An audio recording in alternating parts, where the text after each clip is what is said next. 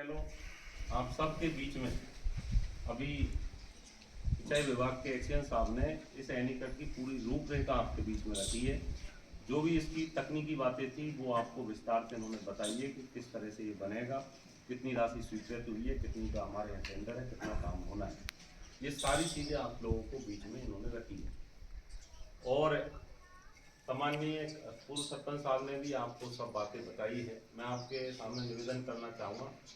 कि 7 अगस्त को यहाँ हमारे प्रदेश के यशस्वी मुख्यमंत्री श्री भजन लाल जी शर्मा जी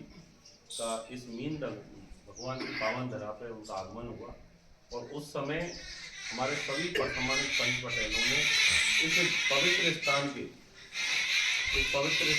सौंदर्यीकरण के लिए यहाँ पर कुछ ऐसी फैसिलिटी उपलब्ध हो जो आने वाले समय में हमारे किसानों को, हमारे युवाओं को,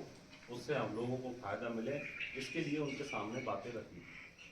मैं आपसे निवेदन करना चाहूँगा कि सम्मानीय मुख्यमंत्री जी ने उस समय भी कहा था कि आप इस पूरी जगह को, जब इस जगह पर वो उतरे और उतरने के बाद में जब मैं उनसे वापस जयपुर जाके मिला था तो इस जगह के लिए उन्होंने अपने बहुत तारीफ करी इसकी जगह की कि ये जगह आपके सपोर्टरा में बहुत पोटेंशियल जगह है जिस पर आप चाहो तो जितना विकास के काम यहाँ पे करवा सकते हो। इस जगह को देखकर वो उनके मैं तो ये मानता हूँ कि उनके मुख्यमंत्री के कार्यकाल में भरतपुर संभाग के अंदर जो सबसे अच्छी मीटिंग हुई थी वो नारेश्वर धाम पे।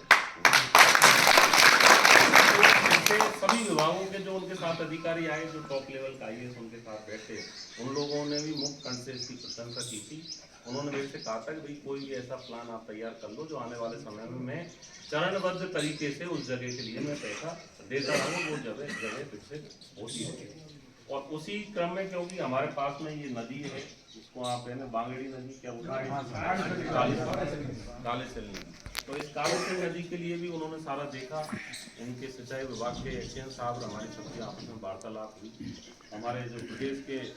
मंत्री है, जल संसाधन मंत्री सम्मानित सुरेश रावत साहब, उससे भी हम सब लोग मिले और इस एनीकट के लिए बात हुई थी कि यहाँ घाटों का निर्माण और एनीकट की थोड़ी ऊंचाई बढ़ाई जाए, इसमें ज़्यादा पानी उपलब्ध रहेगा। तो आने वाले समय में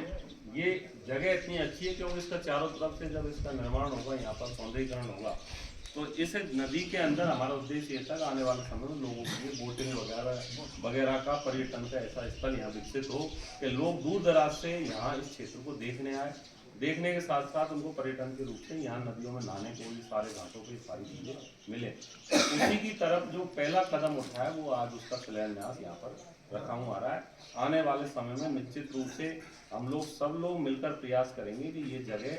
सपोर्टरा में, क्योंकि सर्वांगीण विकास है, कोई ऐसा क्षेत्र सपोर्टरा का हमसे छूटा हुआ नहीं है जिसको इस 1.5 साल के अंदर में हमने उस क्षेत्र के अंदर सरकार के माध्यम से नहीं दिया है। एक एक गांव का, ढाणी का जहाँ पहुँच चुका है उसका रिकॉर्ड है, जहाँ नहीं पहुँचा है वहाँ हमें आने वाले समय में पहुँचाना है। वो सारी चीज़ें ऐसा नहीं है कि हम नारेश्वर धाम पे यहाँ उपस्थित है तो केवल हमारे इस क्षेत्र का ही ध्यान है। अभी आपको एक्सीएन साहब बता